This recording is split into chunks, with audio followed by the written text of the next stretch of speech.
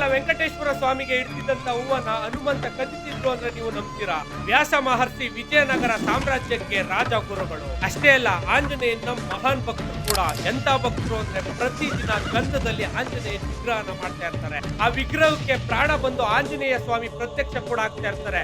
ಆದ್ರಿಂದ ವ್ಯಾಸ ಮಹರ್ಷಿ ಅವರಿಗೆ ಪೂಜೆ ಕೂಡ ಮಾಡ್ತಾ ಇರ್ತಾರೆ. ಪೂಜೆ ಸ್ವೀಕರಿಸಿದ ಆಂಜನೇಯ ಸ್ವಾಮಿ ಮಾಯ ಆಗ್ತಾ ಇರ್ತಾರೆ. ಇದೇ ತರ ಎಷ್ಟೋ ವರ್ಷಗಳು ಕೂಡ ನಡೆಯುತ್ತೆ. ಆದ್ರೆ ಒಂದು ದಿನ ತಿರುಮಲಕ್ಕೆ ಹೋದ ವ್ಯಾಸ ಮಹರ್ಷಿ ಆಶ್ಚರ್ಯದಿಂದ ನೋಡ್ತಾರೆ. ವೆಂಕಟೇಶ್ವರ ಸ್ವಾಮಿಗೆ ಇಟ್ಟಿದ್ದಂತ ಹೂವು ಕೆಳಗಡೆ ಬೀಳಂತ ಗಮನಿಸ್ತಾರೆ.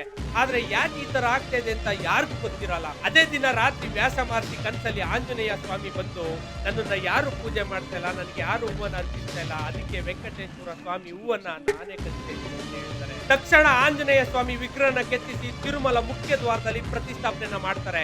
ಇವತ್ತಿಗೂ ಪ್ರತಿದಿನ ಸ್ವಾಮಿ ಪೂಜೆನ ಸ್ವೀಕರಿಸ್ತಾ ಇದ್ದಾರೆ. ಇವತ್ತಿಗೂ ನೀವೇನಾದ್ರೂ ತಿರುಮಲಕ್ಕೆ ಹೋದಾಗ ಪ್ರಸನ್ನ ಆಂಜನೇಯ ರೂಪದಲ್ಲಿ ಈ ವಿಗ್ರಹನ ನೋಡಬಹುದು. ನೀವೇನಾದ್ರೂ ಬಜರಂಗಿ ಭಕ್ತರಾಗಿದ್ದರೆ ಜೈ ಬಜರಂಗಿ ಅಂತ ಕಮೆಂಟ್ ಮಾಡಿ.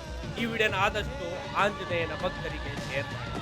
ಏಳುಕುಂಟಲವಾಡ ವೆಂಕಟರಮಣ ಗೋವಿಂದ ಗೋವಿಂದ. ಆಪದ ರಕ್ಷಕ ವೆಂಕಟರಮಣ ಗೋವಿಂದ ಗೋವಿಂದ.